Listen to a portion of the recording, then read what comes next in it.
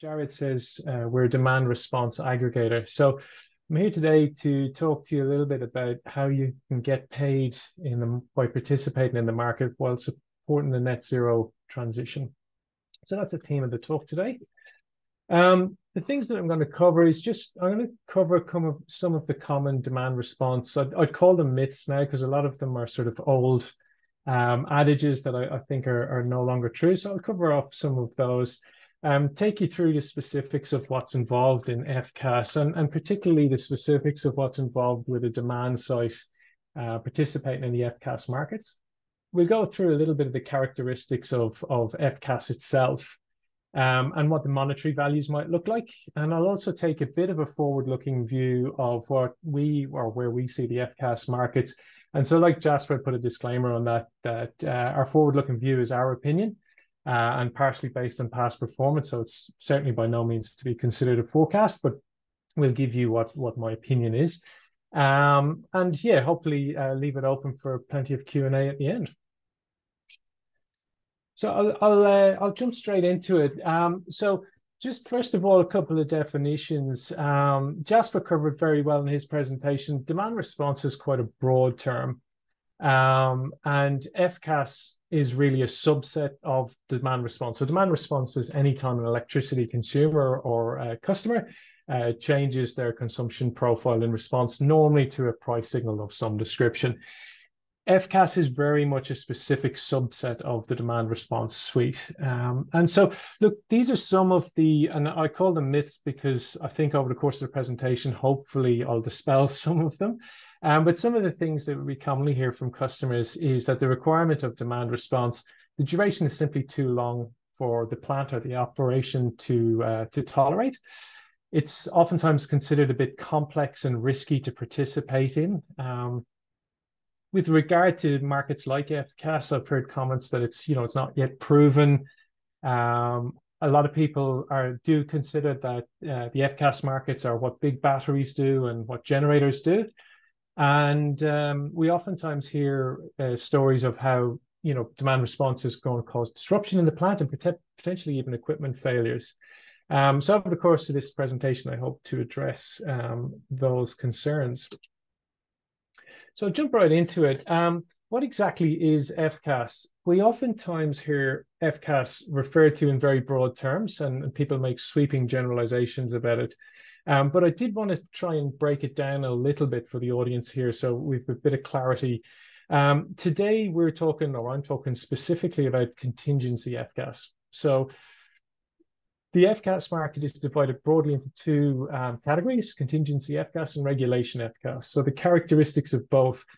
Contingency FCAS is used by AEMO when something has gone wrong in the grid. So it's when a large generator is tripped or transmission tower or something has gone over, causing a lack of generation in the grid. It's been open to demand side participation since 2017. So it's actually quite a well-established demand response market to participate in. And one of the key characteristics of contingency FCAS is suppliers are paid based on availability. It is not a dispatch-based market like what traditional demand response markets might be. So the suppliers do get paid continually, regardless of whether there's been an event or not. On the other hand, regulation FCAS is a little bit different. Regulation FCAS is more the remit of generators. I would call it the cruise control for grid frequency. Some power systems engineers might question me on that, but it behaves essentially like cruise control. The speed of the grid, and I'm from a power systems background, the speed of a grid is 50 hertz. It's related to the speed of rotating mass, so it is directly correlated with speed. We try and keep it around 50 hertz. Minor fluctuations in load will cause that to move up and down, and that's what regulation FCAS does. And just for clarity's sake, we're not discussing regulation FCAS today. So I did think it's worth just making those clarifications because the characteristics and pricing and so forth, it really does depend on which specific FCAS market are you actually talking about here. And so just to reconfirm for people who may not be fully across it, how does contingency FCAS actually work on the demand side? So I've got a little bit of an oversimplified graphic here on the right-hand side, where we have the unexpected loss of a large power generator, and it might be a transmission tower. We saw that on the 13th of February. It was actually the transmission going over that caused a generator to trip. So it's sort of the other way around. Either way, you get a massive imbalance in the grid. And so AMO always need to have that contingency covered with spinning reserve, or what's the equivalent of spinning reserve. And so there's two mechanisms there. You can either rapidly increase generation output to make up for the loss, or you can rapidly deload the grid as well, which is essentially what the demand side is doing. You rapidly drop 3 megawatts of a cement mill, for example, and it's the same as if you ramped a generator by 3 megawatts. There's the same net effect on the grid. And so that's how demand response and contingency FCAS in effect works. I thought I might clarify what the role of an aggregator or a demand response service provider like ourselves is. This isn't a promotion of VIOTAS by any stretch. This is the same with any aggregator that's out there in the market. So what exactly do they do? An aggregator, typically for a demand site, an industrial or a large commercial customer, will have a piece of hardware that's monitoring grid frequency. And it's usually a relatively specialized piece of frequency monitoring kit. It's not your typical power meter, and there are some special characteristics you need for FCAS. And it is listening to the grid frequency at all times, because as Jasper said, this is not something that you pick up the phone and ask someone to do. This is an automated response. And so you have to be monitoring the grid frequency in real time. And you need to be able to accurately determine whether it actually is a grid frequency event or whether it's some other transient that might be happening on the grid, because the last thing you want is to be tripping customers out on a transient type event. So that asset will normally send then a dispatch command to whatever the particular load at the site happens to be. And bearing in mind these days, it might actually be behind the meter generation, because ramping up behind the meter generation is the same thing as reducing the load. It's whatever the net that's seen at the NIMI is what the actual response is. So typically it might be cement mills, it might be emergency backup systems in data centers, so online UPSs and so forth. Cold storage is a great one, and I know we've got Brendan online here, so I'm sure he'll talk a little bit about chillers and their response later on. And finally, the last function that the aggregator does is the aggregator takes on all the risk around the market compliance piece. So the demand site or the customer does not have any of that market participation risk. That's the job of the aggregator to do. And the complete financial settlement portion as well. So the bidding of the available assets, the enablement, and the follow through to final financial settlement and actual payment. So a company like ours will issue RCTIs to customers for full clearance of the money as well. So that's in essence the role that an aggregator plays in the whole thing. I wanted to cover a little bit around the FCAS key characteristics, and this is what I think will change people's minds around whether their site is suitable for demand response. And I think some of these characteristics, particularly since the introduction of the very fast R1 market, which Jasper mentioned in his presentation as well, really does change, I hope, the way people view demand response. We're going to have a look at the prices later on, but I can confirm the bulk of FCAS revenue now does sit in the R1 market. AMO is after faster and faster responses. As we move towards a more lower inertia-based grid, this service gets valued more, and the value dwindles in the slower services. Now, the reason that's relevant for a demand type site is it would actually be a valid trading strategy if you had a load that was capable of the 1 second response, and we'll go into that in a second. Your maximum response duration is actually only 6 seconds to access the revenue in that market. And that very much fundamentally changes how you would look at the disruption on a plant, because all of a sudden you're not talking about hours in the afternoon of an outage. You're talking a very, very short duration. And in a site process that might have a bit of inertia behind it, there may actually be no interruption to plant at all if it's done accurately. And so the other services still remain. So we've got the R6, R60, and R5. But what we will see later on is the slower markets, the value has dropped away. So what we're seeing is very much a shift of the revenue towards those faster and frankly more difficult markets to perform in. But I'll cover how we do that later on. For those of you that might be interested, the frequency of these events, so how often will they actually happen? It varies, but it's on a yearly basis, it's somewhere between 6 to 12 events over the course of the year. They're not events that can be forecasted by the very nature of them. They're contingency events. So who can tell when a transmission tower is going to actually blow over? Very difficult to forecast, but the response is automated by the metering equipment that I talked about earlier that goes on site to do that response. I should point out at this stage within our team, we all come from an engineering. I myself come from a controls background. So we're well used to getting on site and having a look at an assets control scheme and working out how we can best integrate with that and isolate specific loads. So we're not in the business of taking out a whole site.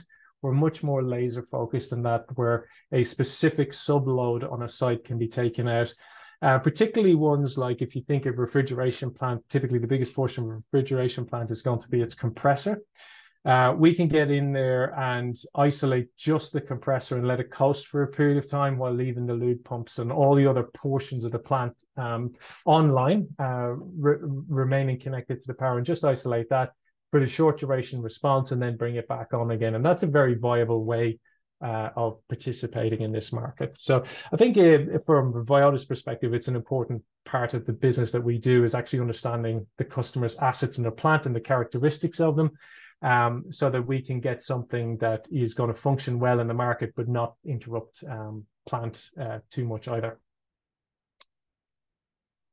So what types of loads are typically suitable for FCAS? I've covered some of them already. So in the mining and quarrying side of things, big motors, fans, mills are particularly good. So a lot of our customer base so far has been large cement mills, typically secondary mills. So where the big rocks have already been broken down a little bit, the secondary mills can start back up under load without needing to be cleared out or anything like that. So that's, like I said, that's part of what we do, is to look into different assets and see what the actual requirements of each individual ones and which are going to be suitable for participation or not. Within data centers, it's usually the emergency backup. So data centers do not want to drop load, and that's not what we do when we look at the data centers. Data centers luckily have typically online backup systems so that if there is a grid failure, there's a bumper transfer of IT load, and we leverage that to perform in the market. Cold storage, I mentioned already. I don't want to talk too much about cold storage with an expert like Brendan on the line, because it's process plant is not my area of expertise, but I'm sure Brendan can answer anything on that. And then other types of assets, wastewater treatment, large pump sets, that sort of thing, irrigation pumps. Essentially anything that's relatively flat and predictable. If it runs to a schedule, it's automated, it can probably be considered, as opposed to anything that might be manually controlled. If it's manually controlled, it's harder to predict, it's harder to bid into the market. Unfortunately, human beings, we haven't figured out a good way of what they're going to do from 1 minute to the next still. So until that day, it's probably more your scheduled and automated assets that suit. I've got down here as well, typically assets that are greater than 500 kilowatts. That's more of an economics thing. You've got to consider the business case of you're going to have to do some testing, some installation of equipment to participate. The equipment costs money, the installation costs money, and the customer and the aggregator, the economic benefits need to be there. And currently, we've found that sits roughly around the 500 kilowatts. Anything greater than that, we can typically work with. So market trends, I did say I would look at market trends and pricing. And so what we're looking at on here is the R1S market was introduced in October 2023. The R1S market is the darker brown color that you can see on there. And the orange shades are call them the legacy markets. And so what you can see is a very sharp decline in value in what I'd call the legacy markets. They're not gone by any stretch, but they're the existing markets. But you can see the revenue is completely dominated now by the new R1S market. And so going back to what I was talking about earlier, it's a valid trading strategy for a demand side now to say, hey, I might just pop in for R1S. I know I'm going to limit my outage for a maximum of 6 seconds. And in doing that, I'm going to pick up well over 90% of the revenue. And so contrary to what people have been talking about, that batteries will push the FCAS price down, it's more that it's shifting the value. It's shifting the value into the faster markets. The more slower legacy markets, yes, the value is dropping, but the increased revenue seen from the R1S market has more than compensated for that, as you can see. So, the month of January, the average FCAS price across the 4 markets was 35 grand per megawatt hour. Or sorry, per megawatt month, I should say. Beg your pardon. These are in the unit of megawatt months.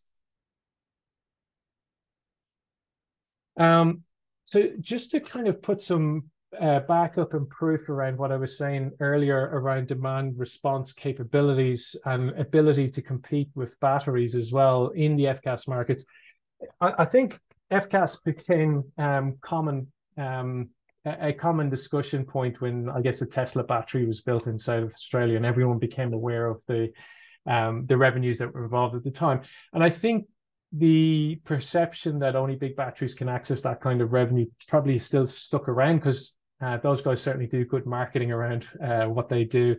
What I wanted to do here is just point out 2 particular participants on this list. So there's ourselves and our friends at Enelex, both demand response participants. And you can see on this graph from Q1 2023, by volume participating in the R1S market, ourselves and Enelex did a good job of competing with the batteries in terms of the actual volumes. So that means customers of VIOTAS and customers of people like Enelex were receiving equivalent revenues to what the big batteries are actually receiving for the same period. Now, I should qualify what I'm saying here by stating that the R1S market still is in a capped condition. So it started off when it was introduced at 50 megawatts. It's now capped at 225 megawatts. The underlying demand is actually much higher than that. It's currently capped because supply is limited, and if the cap was lifted, the price would go to market cap quite quickly. And so it's still currently capped.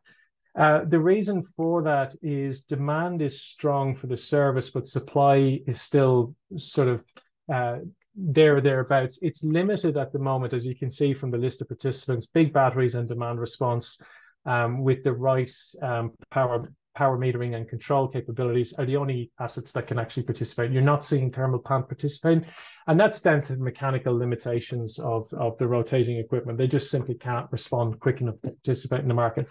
Now, what that means from a pricing perspective is what we've seen happen with the R1 price. In our opinion, that trend will continue, that we'll just see very high R1S prices, and probably the remainder of the markets stay quite low. But overall, the FCAS pricing will remain strong in aggregate across them. The other thing I wanted to say about big batteries is we've seen a number of comments out there that big batteries will force the FCAS price down, and that's not entirely true. That's a slight mischaracterization of the market. And I've just picked out this one example, which I quite like, and there's other things I'll talk about on this subject as well. But one of the things I wanted to point out is this is actually the bid stack. This is going back to January. This is the bid stack of everyone providing R1S. And you can see here the salmon color. That's actually Torrens Island Power Station and how they're bidding into the market and their capacity. But what you'll notice right over here, right around midnight, is the salmon disappeared from the bid stack and everything dropped down. And correspondingly, the price in the market at exactly the same time, if you see midnight right here, hopefully everyone can see my cursor on the graphic on the right, the price shot up. And so what I'm getting to here is batteries, and big batteries particularly, actually become not a contingency, but a driver of high prices. So if a battery has to pull out of the market, and there can be many reasons why they would do that. One of the ones that springs to mind is the spread opportunities that Jasper had on his chart. Those spreads opportunities for battery are increasing rapidly. If I saw a spread opportunity like that coming up and I was operating a battery, I would pull all my capacity from FCAS and I'd put it into energy because we can't have the same megawatt in multiple markets. You just can't do that. And so a megawatt in FCAS is not a megawatt in energy, for example. But also there can be maintenance issues. There can be all sorts of reasons why a battery might come offline and cause this effect in the pricing as well. So I thought that's interesting to note. And then the other thing is, because we've got an energy only market, the only way that the market operator can encourage participation is by the price. And so clearly, if the price dwindles away, batteries will no longer provide the service. There's a value isn't there. They can get more value in other markets. And so what you'll end up with is the market will return to an equilibrium price that batteries can actually tolerate. And against the common myth again, battery operators, in my opinion, are out there to make money. They're not altruistic folk who want to drive the energy prices into the ground and leave it there. That's not the business that they actually operate in. Batteries cost money in capital to build and also to operate, and that money needs to be recouped in the market. So those would be my comments on the future of FCAS pricing and the reasoning behind it. So I just wanted to summarize a couple of key takeaways, and hopefully I'll have left enough time for questions afterwards. So hopefully I've got across in that slide deck that the FCAS market is very different to what a lot of people picture as traditional demand response. And hopefully people are reevaluating their opinions that way. FCAS is highly lucrative and accessible to industrial and large commercial customers. There's no doubt about that. Again, in my opinion, the prices in the faster FCAS markets are likely to remain high, and it's due to restricted supply and high demand levels. Economics takes over, and the price there should stay relatively high going forward. The FCAS or contingency FCAS markets, and particularly now with the R1S come in, it involves only very short and infrequent disruptions that oftentimes can actually be managed on site without any significant plant disruption at all. And like I said, aggregators like ourselves, VIOTAS, we're used to doing the engineering involved to get in on site and understand how the plant actually operates and what loads can and can't participate accordingly.